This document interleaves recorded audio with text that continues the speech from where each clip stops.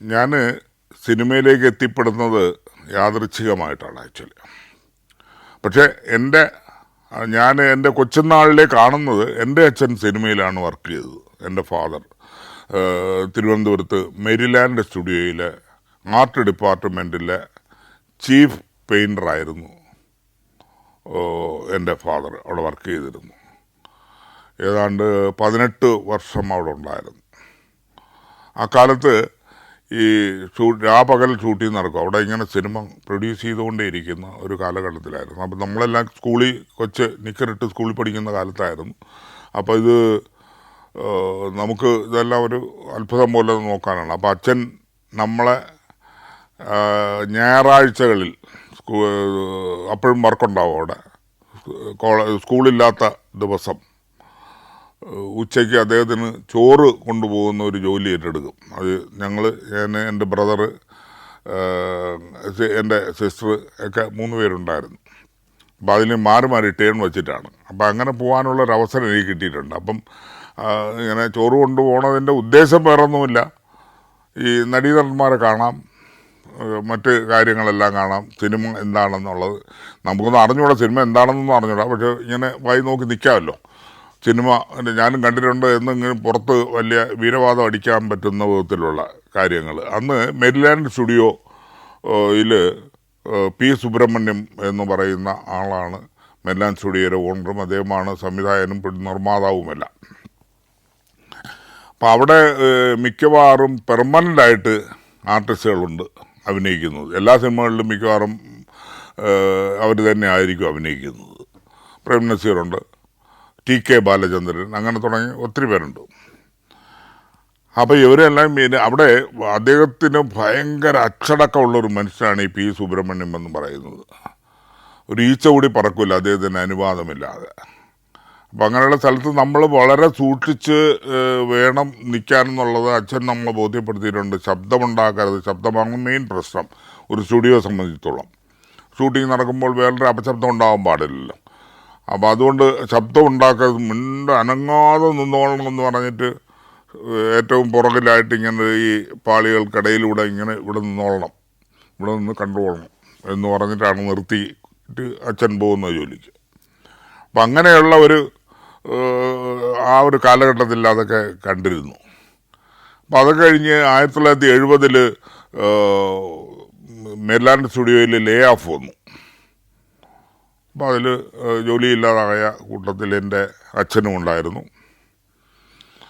അത് കഴിഞ്ഞിട്ട് അദ്ദേഹം ഈ എക്സിബിഷൻ വർക്കുകളിൽ, പ്രൈവറ്റായിട്ടുള്ള എക്സിബിഷൻ വർക്കുകളിൽ ഈ പെയിൻറ്റിങ് ഇത് ചെയ്യാൻ പോകാറുണ്ടായിരുന്നു. അപ്പോൾ അതിൻ്റെ ചെന്നൈയിൽ ഒരു വലിയ എക്സിബിഷൻ്റെ വർക്ക് അദ്ദേഹത്തിന് വന്നു. അപ്പോൾ അങ്ങനെ ചെന്നൈയിൽ പോയി അദ്ദേഹം. അന്ന് ഞാൻ പ്രീ ഡിഗ്രിക്ക് പഠിക്കുന്ന കാലം. പ്രീ ഡിഗ്രി കംപ്ലീറ്റ് ചെയ്തു. അച്ഛൻ അവിടെ തന്നെയാണ്.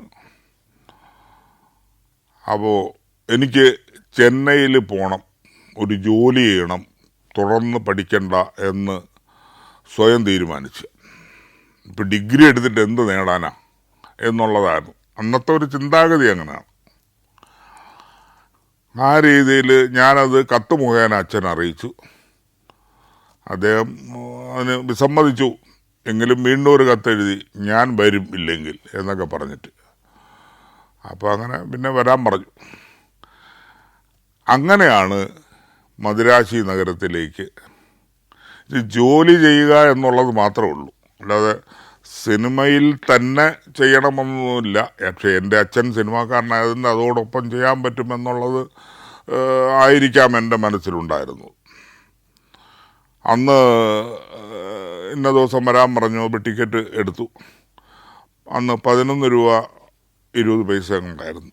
3rd class ടിക്കറ്റാണ്, കരിവണ്ടിയാണ്. 3rd ക്ലാസ് കമ്പാർട്ട്മെൻറ്റിൽ ഇങ്ങനെ ഇതിൻ്റെ ജനലിൽ നോക്കി കാഴ്ചകൾ കണ്ടു പോകുന്നു. അപ്പം ആ വഴി പോകുന്നത് നല്ല കാഴ്ചകളുള്ള സ്ഥലമാണ്. ഈ ഇവിടുന്ന് തെന്മല, ചെങ്കോട്ട, ആര്യങ്കാവ്, തെങ്കാശി, മധുര, തിരുച്ചിറപ്പള്ളി, അതുവഴിയാണ് ആ ട്രെയിൻ പോകുന്നത്. അങ്ങനെ 1971 ഒരു ഓഗസ്റ്റ് മാസത്തിലാണ് ഞാൻ ഈ ചെന്നൈയിൽ കാലുകുത്തുന്നത്. അപ്പോൾ അച്ഛൻ സിനിമയിൽ വിടാൻ ആഗ്രഹിച്ചില്ല. അതിന് പകരം അച്ഛന് അറിയുന്ന മറ്റു പലരും ഉണ്ടായിരുന്നു, വലിയ ആൾക്കാരൊക്കെ. അപ്പോൾ അവരോടെല്ലാം ഇങ്ങനെ മകന് ഒരു ജോലി വേണം എന്ന് പറയുന്നത്. അപ്പോൾ അവരെല്ലാം ശ്രമിക്കുന്നുണ്ടായിരുന്നു. അങ്ങനെ ഒരു 2 മാസത്തോളം ചെന്നൈയിൽ അച്ഛൻ ജോലിക്ക് പോകും. ഞാൻ എൻ്റെ ജോലി ഇങ്ങനെ ഈ അടുത്ത് ഒരു സ്ഥലങ്ങൾ കണ്ടുപിടിച്ച് അതിൻ്റെ പേരും ഇതൊക്കെ മനസ്സിലാക്കാൻ വേണ്ടി ഇറങ്ങി നടക്കുക എന്നുള്ളതാണ്.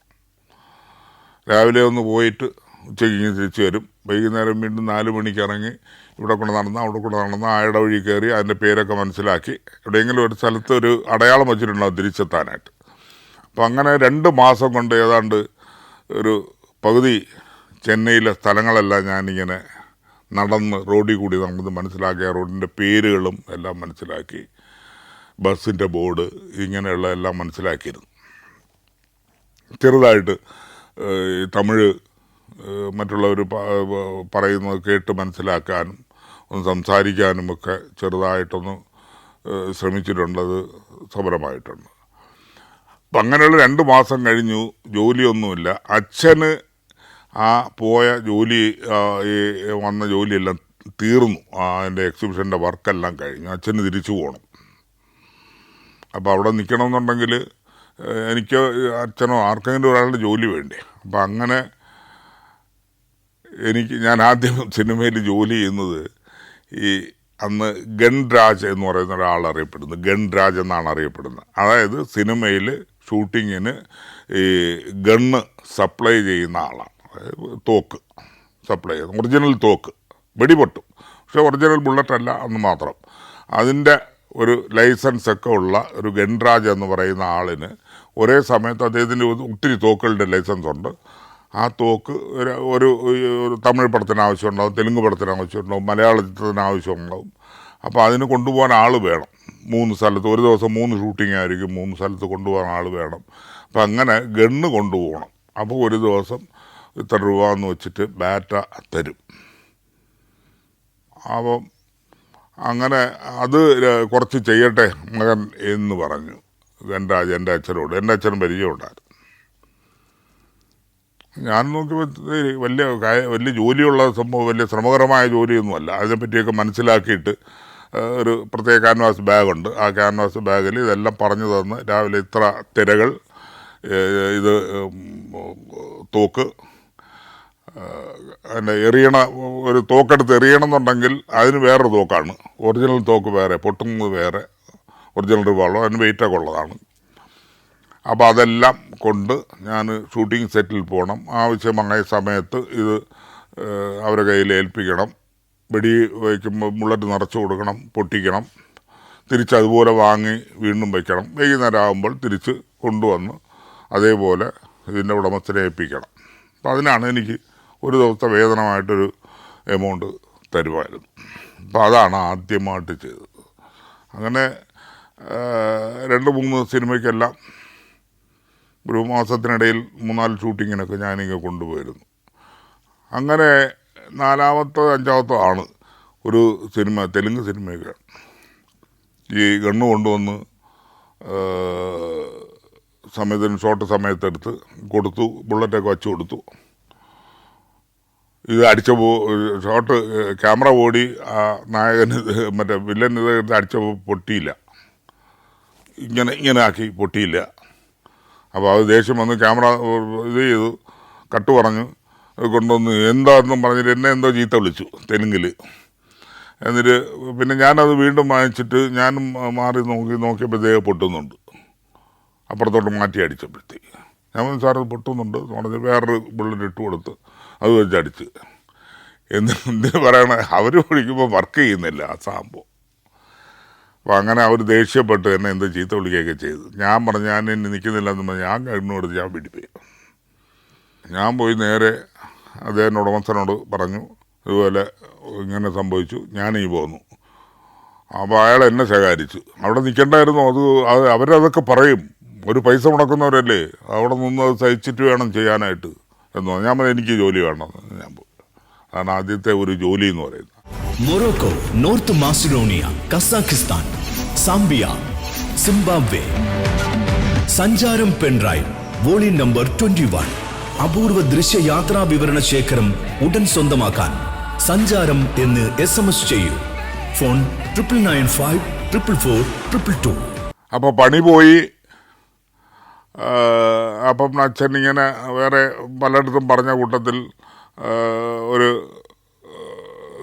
ശിവാജി ഫിലിംസുമായി ബന്ധപ്പെട്ട വേറൊരു കമ്പനി, അവർ തന്നെ ഡിസ്ട്രിബ്യൂഷൻ നടത്തുന്ന, വേറൊരാൾ പ്രൊഡ്യൂസ് ചെയ്യുന്ന, അവരുമായിട്ട് ബന്ധപ്പെട്ട ഒരു കമ്പനി ഒരു സിനിമ എടുക്കുന്നുണ്ട്. അപ്പോൾ ആ സിനിമയിൽ അതിൻ്റെ പ്രൊഡക്ഷനിൽ വർക്ക് ചെയ്യാൻ പറയും മോൻ്റെ അടുത്തെന്ന് പറഞ്ഞു.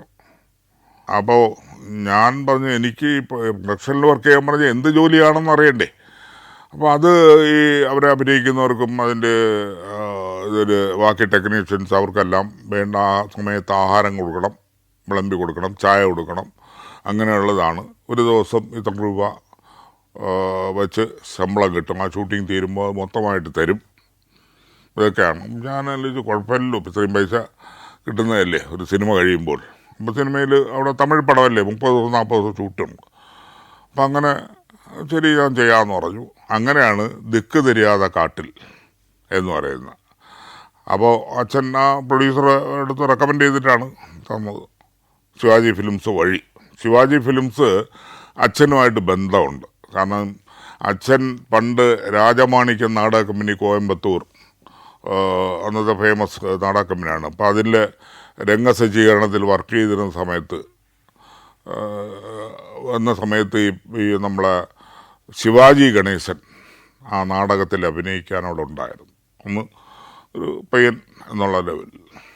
അപ്പം അങ്ങനെ അവിടെ വെച്ചുള്ള പരിചയം കാരണം ശിവാജി ഗണേശനുമായിട്ട് വളരെ അടുത്ത ബന്ധം സ്ഥാപിച്ചിരുന്നു അദ്ദേഹം. അങ്ങനെയാണ് ശിവാജി ഫിലിംസിന് എനിക്ക് ഈ റെക്കമെൻഡേഷനും അല്ലെങ്കിൽ വേറെ എന്തെങ്കിലും ജോലി തരപ്പെടുത്തി തരാമെന്ന് പറഞ്ഞത് അതിൻ്റെ ജനറൽ മാനേജറെ വിളിച്ച് പറഞ്ഞിരുന്നു. ഈ ശിവാജി ഗണേശൻ ജനറൽ മാനേജർ എന്ന് പറയുന്നത് മലയാളിയാണ്, PN പിള്ള എന്ന് പറയുന്ന ആൾ.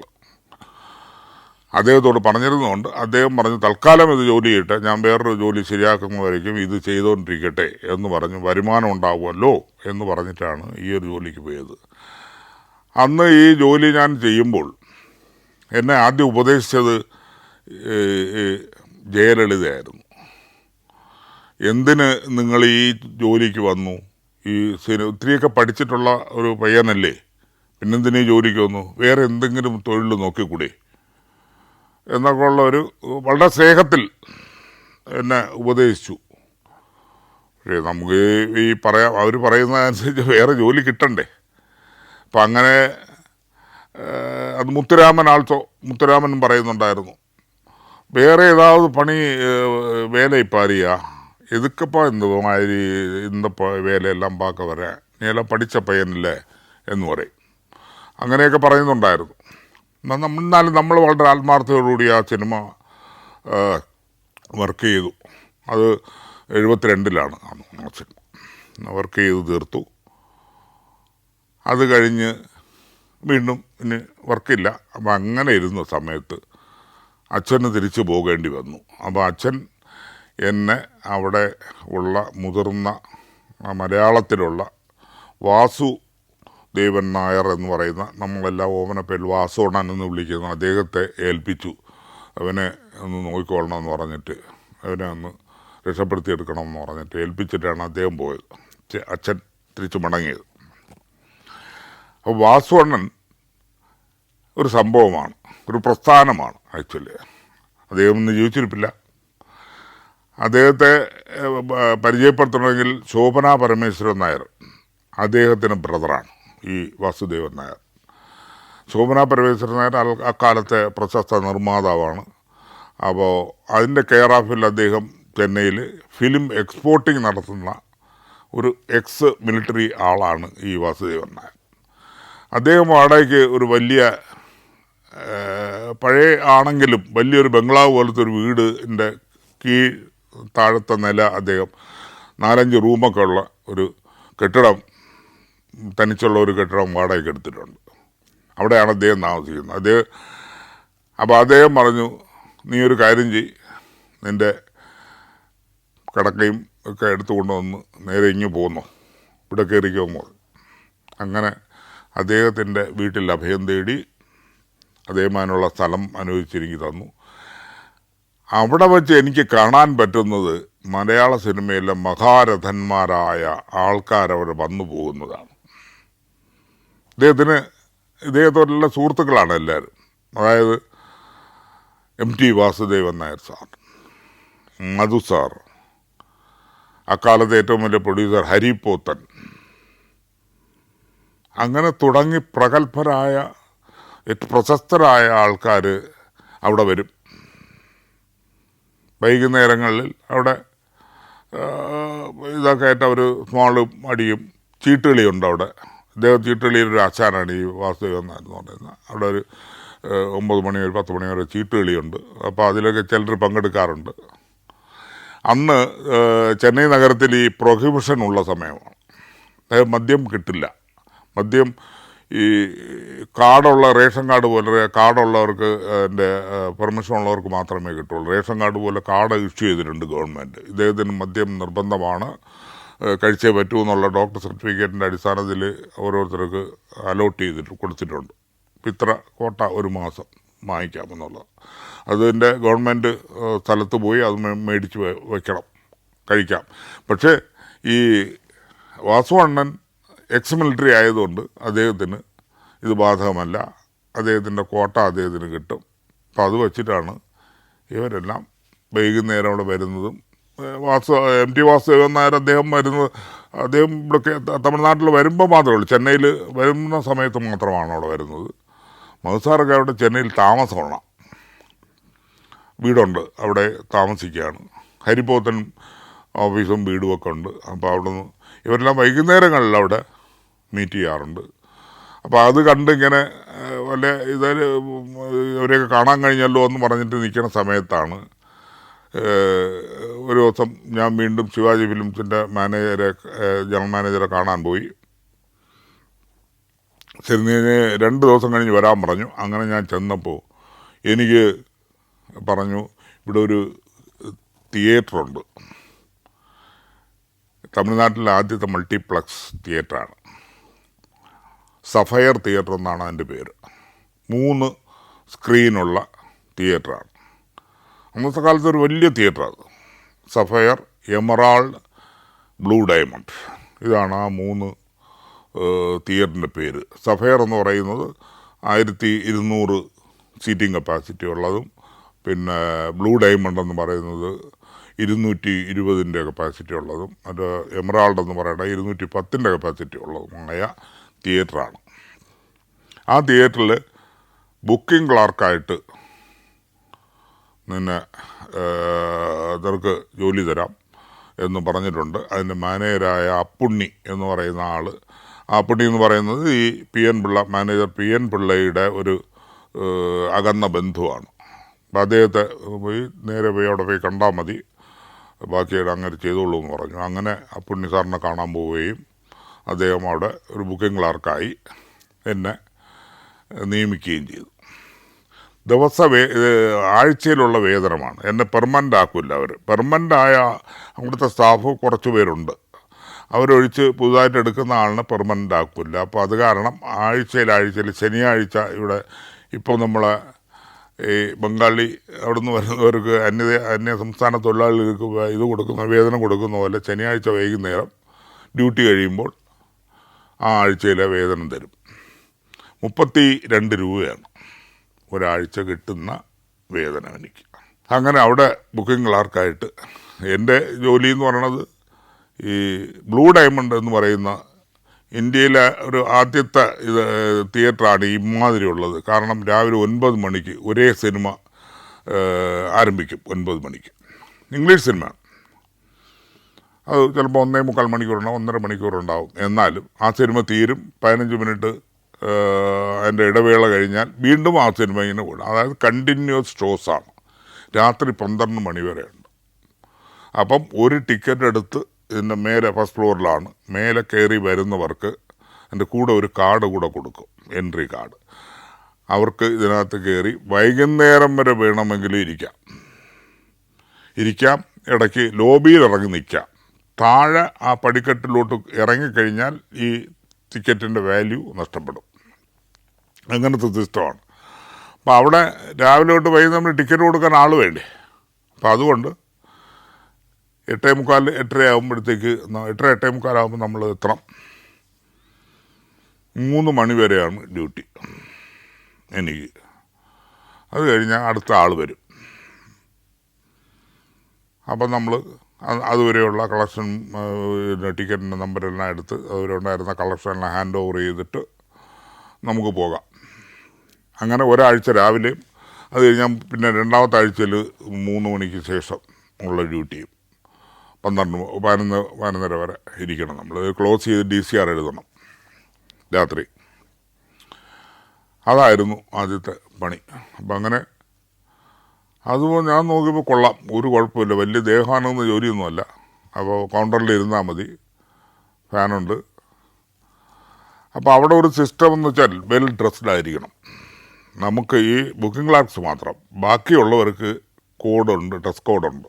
ഈ ടിക്കറ്റ് വാങ്ങി അകത്തേക്ക് എൻട്രി കൊടുക്കുന്ന ആൾക്കാർക്ക് തൊട്ട് അവരെല്ലാം വൈറ്റ് ഷർട്ടും ബ്ലാക്ക് പാൻറ്റും ഇവിടെ ഇങ്ങനെ ഒരു ബോ വെച്ചിട്ടുണ്ട്. അങ്ങനെയുള്ളവരാണ്. അങ്ങനെ ഒരു സാഹിബിൻ്റെ മോഡൽ ഇതാണ് നടത്തുന്നത്. അവിടുത്തെ ഏതെങ്കിലും തിയേറ്ററിൽ നമ്മൾ കണ്ടിട്ടുണ്ടോ ഈ മാനേജർ വിത്ത് സൂട്ട് നിൽക്കുന്നത്? അവിടുത്തെ മാനേജർ സൂട്ടിലാണ് നിൽക്കുന്നത്. അങ്ങനെയുള്ള സിസ്റ്റം ആണ്. ബാക്കിയുള്ളവരെല്ലാം ബാക്കിയുള്ള കൗണ്ടറിലിരിക്കുന്നവർ വെൽ ഡ്രസ്ഡ് ആയിരിക്കണം എന്നുള്ളത്. നമുക്കെല്ലാം അങ്ങനെയാണ്. അപ്പോൾ അതുകൊണ്ട് മുഷിഞ്ഞ ഡ്രസ്സൊന്നും ഇട്ടുകൊണ്ട് ചെല്ലാൻ പറ്റില്ല, ഇറക്കി വിടും. അപ്പോൾ ആ ഒരു രീതിയിൽ ജോലി ചെയ്യാൻ തുടങ്ങി. ക്രമേണ അവിടെയുള്ള മറ്റ് പെർമനൻ്റ് ജോലിക്കാർ തൊഴിലാളികളുമായിട്ട് വളരെ അടുപ്പത്തിലായി. പിന്നെ അവരുടെ ജോലികൾ കൂടെ നമ്മൾ ചെയ്തു കൊടുക്കേണ്ടി വന്നു. അവർ എവിടെയെങ്കിലും പോയാൽ ആ കൗണ്ടറിൻ്റെ ചുമതല കൂടി നമുക്ക്. പിന്നെ അവിടുന്ന് പതുക്കെ പ്രമോഷനായി ഈ കണ്ടിന്യൂസ് ഷോയുടെ ടിക്കറ്റ് കൊടുക്കുന്നതിന് പകരം സഫയർ തിയേറ്ററിലെ റെഗുലർ ഷോയുടെ ടിക്കറ്റ് കൊടുക്കുന്ന ഇതിലേക്ക് മാറ്റി. അദ്ദേഹത്തിനത് ഇഷ്ടപ്പെട്ടില്ല എന്ന് തോന്നുന്നു. യാരന്ത അത് പയ്യനെ കൂട്ട് എന്ന് പറഞ്ഞോണ ഇങ്ങരുടെ അസിസ്റ്റൻ്റ് എടുത്തു. അങ്ങനെ MGRൻ്റെ ആളൊന്ന് അയ്യാ കൂപ്പിടാൻ അയാകത്ത് വിളിക്കുന്നു എന്നർത്ഥം. എനിക്ക് വിറച്ചു പോയി. കാരണം MG രാമേന്ദ്രൻ എന്തിനെങ്കിലും വിളിക്കുകയെന്ന് പറഞ്ഞാൽ അന്നത്തെ കാലത്ത് ഇതിന് തല്ലാനും കൊല്ലാനുമുള്ള ഇത്ര പവറുള്ള ഒരു മനുഷ്യനാണ്. തമിഴ് സിനിമയിൽ അദ്ദേഹം വിചാരിച്ചാൽ എന്ത് നടക്കും. ഒരാളിനെ വളർത്താനും പറ്റും, ഒരാളിനെ തീർക്കാനും പറ്റും. അത്ര ഭയങ്കര പവർഫുൾ മനുഷ്യരാണ്.